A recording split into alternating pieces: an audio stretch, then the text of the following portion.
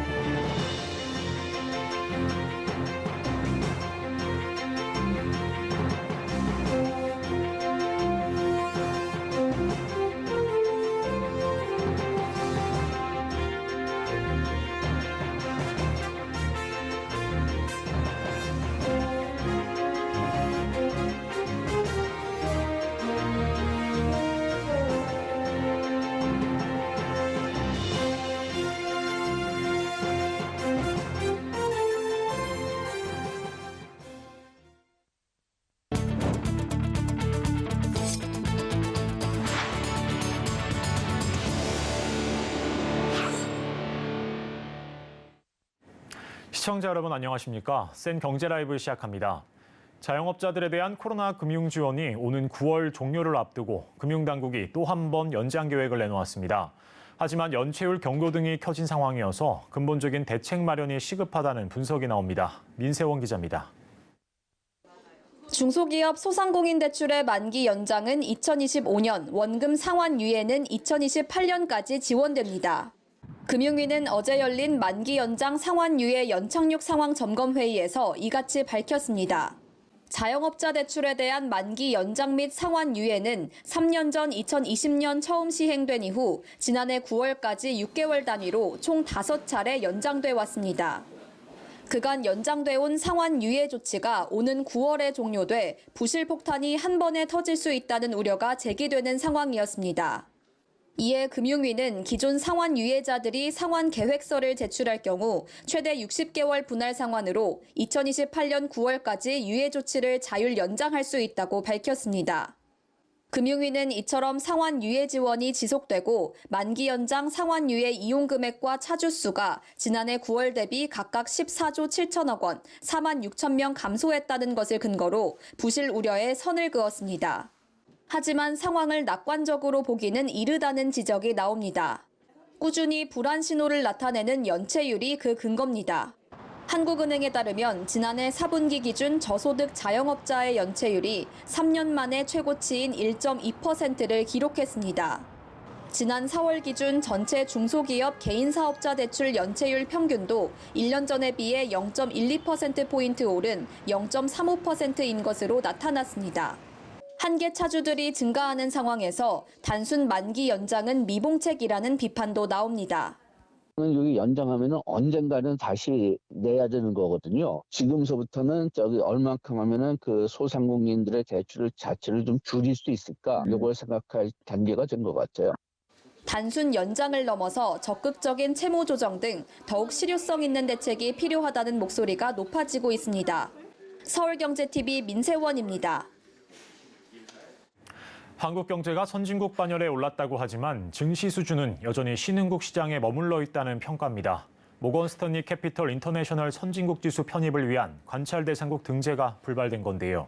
자본시장 개혁이 필요한 상황 속 윤석열 정부의 운영 능력이 시험대에 오른 상황입니다. 김혜영 기자입니다. 올해도 국내 증시는 MSCI 신흥국 시장에 머무르게 됐습니다. 첫 번째 관문인 선진국 관찰 대상국 등재조차 통과하지 못했습니다. 결국 MSCI 선진국 지수 편입은 한 걸음 더 멀어진 셈입니다. 선진국 편입 시 최소 500억 달러의 신규 자금 유입이 전망됩니다. 이에 윤석열 정부는 MSCI 선진국 지수 편입을 국정과제 중 하나로 꼽고 있습니다. 임기 내 지수 편입을 목표로 여러 제도를 손보고 있지만 가시적인 성과는 미진하다는 평가입니다. 현재 당국은 한국 증시의 고질병으로 여겨지는 저평가 해소에 분주합니다. 특히 외국인들의 시장 접근성 강화에 초점을 맞추고 있습니다. 내년부터 영문 공시를 의무화하고 한국 시장의 접근성을 가로막는 외국인 투자자 등록 제도도 폐지합니다. 그러나 관건은 역외 외환 시장 문제입니다. 원화의 역외 거래 자유화라는 가장 중요한 선결 요건이 해결되지 않는다면 다른 부분들이 일정 부분 개선되는 모습을 보인다고 하더라도 실질적으로 편입에 있어서는 제한적인. MSCI는 한국이 체제 개선에 나선 만큼 개선 조치의 이행 여부를 확인하고 재평가에 나선다는 방침이지만 윤 정부가 역외 외환시장 문제에 대한 묘수를 찾아낼 수 있을지는 미지수입니다. 서울경제TV 김혜영입니다. 전 세계를 떠들썩하게 만든 챗GPT 개발사 대표 샘 알트만이 한국을 찾았습니다. 방한 이유와 인공지능 규제 등 다양한 이야기를 나누고 한국과 함께하고 싶다는 뜻을 밝혔는데요. 윤혜림 기자가 알트만 대표를 만났습니다. 샘 알트만 오픈 AI 대표가 국내 스타트업과 협력할 준비가 돼 있다고 밝혔습니다. 오늘 중소벤처기업부가 샘 알트만과 주요 임원진들을 초청해 국내 스타트업과 함께하는 간담회를 열었습니다. 이 자리에선 오픈 AI의 방한 목적, 국내 스타트업과 협업 방안, 한국 사무소 설치 의향 등에 대해 이야기를 나눴습니다. 샘 알트만 대표는 한국에 대해 인터넷 보급률과 소프트웨어 기술력이 높은 흥미로운 국가라고 소감을 밝혔습니다. 그렉 브록만 오픈 AI 공동 창업자는 한국은 AI, 딥러닝, 컴퓨팅 파워에 있어서 잠재력이 많다며 한국은 이 기술을 가지고 어떤 변화를 이룰지 고민하고 있는 국가라고 말했습니다. 특히 샘 알트만 대표는 우리나라의 강점인 반도체 기술력에 관심을 보였습니다. We love to support people building on our platform. We're exploring investing more in Korean startups, and we'd be very excited to explore joint chip collaborations to develop AI accelerators. 인공지능 규제에 대해서는 혁신을 줄여가는 방법으로 규제해선 안 된다며 중기부도 기조에 발맞춰 오픈 AI와 지속적으로 협력하겠다는 계획입니다. 이게 기술만 앞서가고 규제에 다시 발목이 잡히는 경우가 많았는데 전 국가적인 범정부적인 고민을 같이 해야 나아갈 수 있다라는 생각, 거기에 한국도 동참을 할 것이고요. 오늘 저녁 서울경제TV 윤혜림입니다. 서머랠리 기대감이 더욱 고조되고 있습니다. 외국인의 매수세가 강해지며 대형주와 비교해 부진했던 중소형주도 모두 오름세를 보이고 있기 때문인데요. 오늘 코스피는 올해 최고치인 2634선을 터치하기도 했습니다. 한 주간의 증시 흐름 최민정 기자입니다. 코스피가 오늘 장중 2634.80포인트를 기록하며 올해 최고치를 경신했습니다. 이어 상승폭을 일부 반납한 뒤 2641선에 장을 마쳤습니다. 코스피 상승 배경으로는 미국 연방준비제도의 기준금리 동결 기대감이 꼽힙니다. 간밤 미국의 고용이 둔화했다는 소식에 연준이 오늘 6월 FOMC에서 기준금리를 동결할 것이란 전망이 커진 겁니다. 현지 시간 8일 미국 노동부는 지난주 신규 실업수당 청구 건수가 26만 1000건이라고 밝혔습니다. 이는 전주 대비 2만 8천 건 늘어난 것으로 2021년 7월 이후 가장 큰 증가폭입니다. 실업수당 청구 건수가 늘어난 건 실업자가 증가하고 있다는 것으로 해석될 수 있는데 이는 연준이 긴축을 지속하는 데 부담으로 작용할 수 있기 때문입니다. 다만 증권가에선 낙관하기엔 이르다고 조언합니다. 시장에서 연준이 6월이 아닌 7월에 금리 인상을 단행할 가능성이 높다고 진단하고 있습니다. 고용은 둔화세를 보였지만 연준이 선호하는 물가지수는 시장의 예상보다 높아진 데 더해 전월보다 상승했기 때문입니다. 코스피는 한 주간 1.53% 오른 2641.16포인트에 코스닥은 1.80% 상승한 883.71포인트의 거래를 마쳤습니다. 한 주간 수급 동향을 살펴보면 코스피는 외국인과 기관이 매수한 가운데 개인만이 매도했고 코스닥 역시 외국인과 기관이 매수, 개인만이 매도했습니다. 주춤하던 2차 전지주도 다시 반등세를 보이고 있습니다. 이날 포스코홀딩스와 에코프로는 각각 1.55%, 1.82% 상승했습니다. 증권가에선 국내 증시의 기대감과 불확실성이 공존하는 만큼 변동성을 주의해야 한다고 조언합니다. 김용환 NH투자증권연구원은 FOMC는 주식시장의 긍정적일 전망이라며 한편 경기와 유동성을 둘러싼 불확실성은 여전히 잔존하는 만큼 주가지수는 다소 높은 변동성을 수반한 우상향 흐름을 예상한다고 전망했습니다. 서울경제TV 최민정입니다.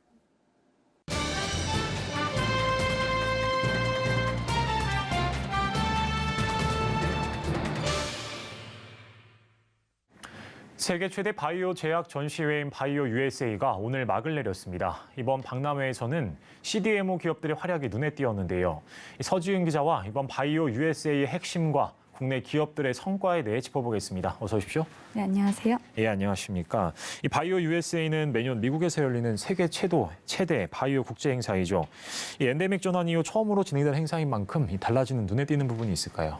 네, 엔데믹 전환으로 인해 올해 국내 기업들이 역대 최대 규모로 참석했습니다. 미국 바이오 협회에 따르면 이번 바이오 USA에 참가한 업체는 모두 1,628곳으로 이 가운데 국내 업체는 544곳에 달합니다. 1년 만에 2배가 넘는 국내 업체들이 참여한 것으로 이는 역대 최대 규모입니다.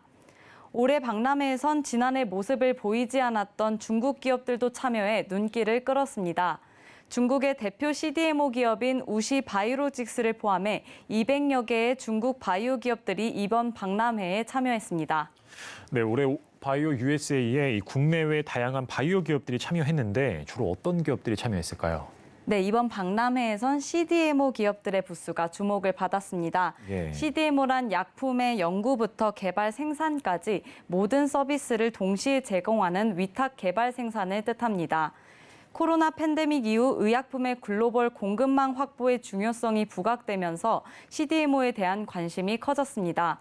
전 세계 CDMO 시장은 상위 5개 회사가 전체 시장의 59.4%를 차지하고 있습니다. 이 가운데 롯데와 SK 등 국내 대기업들도 대규모 투자를 단행하면서 CDMO 공략에 나서고 있습니다. 삼성 바이오로직스는 바이오 USA를 참가한 이래로 매년 단독 부스로 참가했으며 이번에도 가장 눈에 띄는 곳에 부스를 마련해 관람객들의 눈길을 끌었습니다. 졸림 삼성바이오로직스 대표는 이번 박람회에서 5공장 건립을 25개월 이내에 마무리하겠다고 밝혔습니다. 삼성바이오로직스는 당초 2025년 9월로 5공장 가동을 예상했지만 5개월이나 앞당겨진 것입니다. 지난해 바이오 USA로 국제 무대에 처음 데뷔한 롯데 바이오로직스는 올해 부스 크기를 더 키워 참석했습니다. 시러큐스 공장 인수가 마무리되지 않아 차분했던 지난해와 달리 올해는 본격적인 파트너 확보에 나섰습니다. 이외에도 글로벌 CDMO 점유율 1위인 론자와 캐털란트, KBI 바이오파마 등도 큰 규모의 부스로 참여해 적극적으로 파트너링에 나서는 모습이었습니다. 네, 이번 바이오 박람회에서는 CDMO 기업들이 주목을 받는 모습인데요. 특히 어떤 분야에 관심이 있을까요? 네, 앞서 말씀드린 것처럼 삼성바이오로직스와 롯데바이오로직스 모두 ADC 진출에 사활을 걸고 있습니다. ADC는 암세포와 선택적으로 결합해 유도미사일처럼 해당 세포만 사멸시키는 치료제입니다. 기존 화학항암제처럼 모든 세포에 피해를 끼쳐 머리가 빠지는 등의 부작용을 최소화할 수 있습니다. 시장 조사기관 리서치앤마켓은 글로벌 ADC 시장이 지난해 약 8조 원에서 연평균 22%씩 성장해 2026년에는 약 17조 원에 이를 것으로 예상하고 있습니다. 삼성바이오로직스 졸림 대표는 이번 박람회에서 5공장과 더불어 ADC 전용 생산 공장을 건설하겠다고 밝혔습니다. 시설뿐 아니라 생산 기술에도 투자하고 있습니다.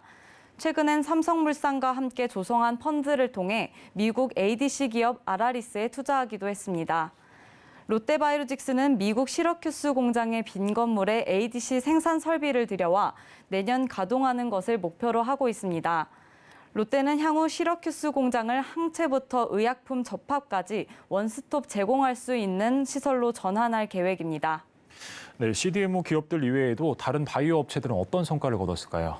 네, 셀트리온을 비롯해 신약 개발 사업에 나서고 있는 바이오 기업들이 협력사 발굴과 파이프라인 소개에 열을 올렸습니다. 서정진 회장이 올해 복귀하면서 신약 개발 기업으로 도약하겠다고 밝힌 가운데 셀트리온은 관련 경쟁력을 확보하기 위한 움직임을 보였습니다. 후보물질 등을 발굴하기 위한 파트너십을 진행하기도 했습니다. 지노맨 컴퍼니는 마이크로바이옴 면역 항암 치료제 파이프라인을 공개했습니다. 주요 파이프라인인 GEN001과 신규 타깃 면역 항암제 후보 물질들을 현황을 소개했습니다.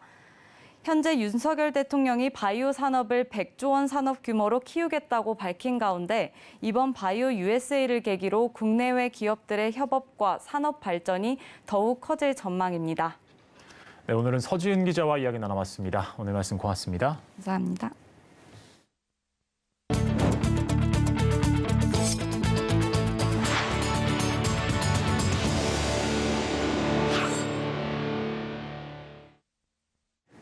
GM이 한국 부평공장에서 트랙스 크로스오버의 파생 모델 양산을 시작했습니다. 한국을 전진기지 삼아 북미 시장을 공략할 것으로 전망되는데요. 성나균 기자입니다. GM이 북미 자동차 시장을 겨냥해 트랙스 크로스오버 파생 모델을 본격 양산합니다. GM은 지난 8일 부평 공장에서 쉐보레 트랙스 크로스오버의 파생 모델 뷰익 앰비스타에 대한 양산 기념식을 열고 이같이 밝혔습니다. 이날 행사에는 로베르토 램펠 한국사업장 사장, 브라이언 맥머레이 한국연구개발법인 사장 등 주요 관계자들이 참석했습니다. 부평 공장은 GM의 북미 진출을 위한 전진 기지가 될 전망입니다. 연간 최대 50만 대를 생산할 수 있는 역량을 10분 발휘해 향후 글로벌 시장에서의 영향력을 확대해 나간다는 보관입니다. GM은 부평 공장에 약 2천억 원 규모의 생산 설비 투자를 진행한 바 있습니다. GM은 부평 공장에서 뷰익 앰비스타의 양산에 돌입함에 따라 빠르게 증가하는 글로벌 수요에 더욱 효율적으로 대응할 수 있게 됐습니다. 현재 GM은 신제품의 차질 없는 초기 양산과 결점 없는 품질 확보를 위해 열을 올리고 있습니다. 로베르토 램펠 GM 한국사업장 사장은 고객을 위해 고품질의 차량을 생산하고 생산성 극대화와 품질 경쟁력 강화를 통해 글로벌 수요에 차질 없이 대응해 나갈 것이라고 강조했습니다. 한편 GM은 본격 양산을 시작한 뷰익 앰비스타를 통해 북미 시장을 넘어 글로벌 시장까지 발을 넓힌다는 계획입니다. 서울경제TV 성나균입니다. 쿠팡이 올해 들어 고용 인원을 만여 명가량 늘리면서 주춤하는 국내 고용 시장에 활기를 불어넣고 있습니다. 쿠팡의 고용 인원 증가는 올 1분기 기록한 호실적과 로켓 크로스 사업 확대에 선순환 효과로 풀이됩니다. 이호진 기자입니다. 올해 4월 말 기준 쿠팡의 국민연금 가입자 수는 지난해 12월 말과 비교해 만여 명가량 늘어난 6만 6천 명대를 기록했습니다.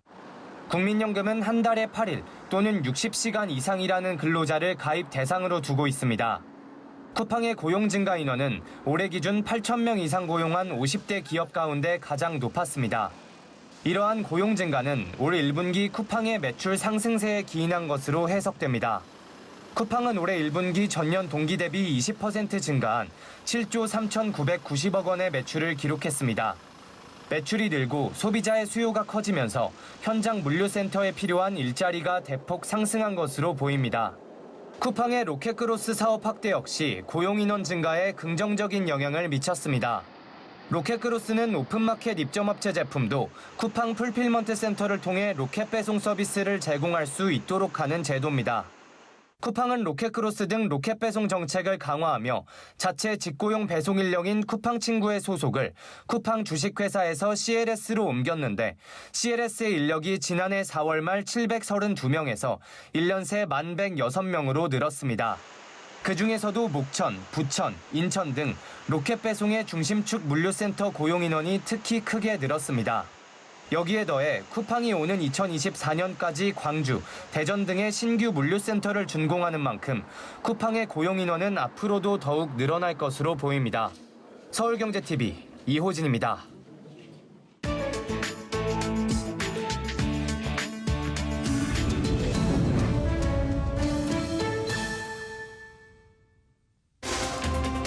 안녕하세요. 글로벌 워치입니다. 파리시가 내년 파리올림픽을 앞두고 센강의 수질 개선에 나서고 있습니다. 에펠탑을 배경으로 파리를 가로지르는 수려한 경관의 센강. 파리올림픽 수영 마라톤과 3종 경기가 이곳 센강에서 펼쳐질 예정입니다.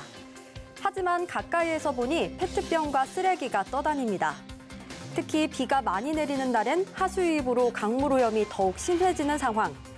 파리시는 올림픽 수영장 20개 규모의 빗물 저장소를 만들고 주택 배관을 수리할 계획입니다.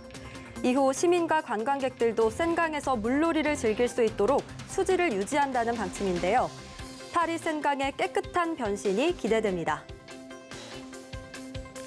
캐나다에서 발생한 산불 연기가 미국 동부까지 퍼지면서 대기질 경보가 발령됐습니다. 뉴욕 중심부 상공이 자욱한 연기에 휩싸인 모습입니다.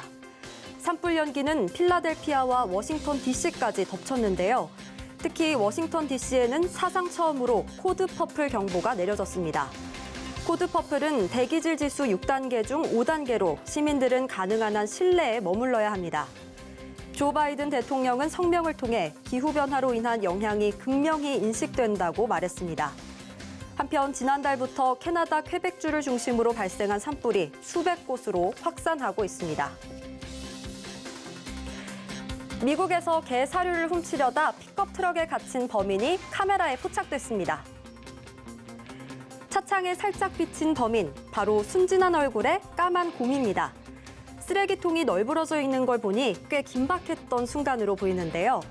차량 내부 시트도 찢어진 채 난장판이 됐습니다. 야생동물 관리인이 다가가 슬쩍 문을 열어주자 곰이 잽싸게 도망갑니다. 민망한지 범행 장소를 훔쳐보는데요. 공원 측은 곰이 냄새를 맡고 문을 여는 방법을 배울 수 있다며 차 안에 음식을 두지 말 것을 당부했습니다.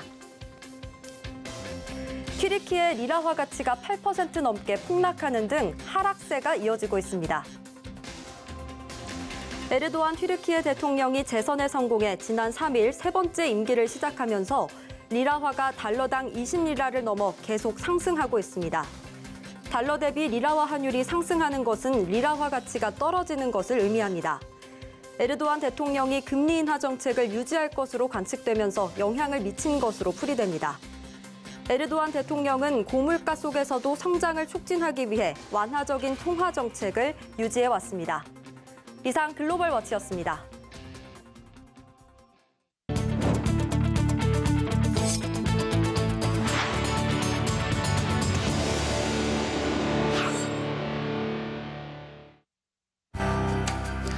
한일 경제계를 대표하는 상위 회장단이 6년 만에 만났습니다. 2025년 오사카 간사이 세계박람회의 성공적 개최와 2030년 부산 엑스포 유치를 위해 협력하기로 했습니다. 부동산 경기가 다소 회복되면서 지난달 은행권 가계대출이 2개월 연속 늘었습니다. 내 집 마련 수요가 살아나면서 주택담보대출 증가가 영향을 미친 것으로 분석됩니다. 5년간 5천만 원의 목돈을 모은다는 취지의 청년 도약계좌 금리가 연 6% 수준으로 공시됐습니다. 시장 금리보다 높아 은행권에서는 역마진을 우려하는 목소리가 나옵니다. 지난달 채권 발행 규모가 전달 대비 21조 원 증가했습니다. 하지만 회사채 발행 규모는 채권 금리가 상승한 탓에 전월 대비 2조 원 감소한 것으로 나타났습니다.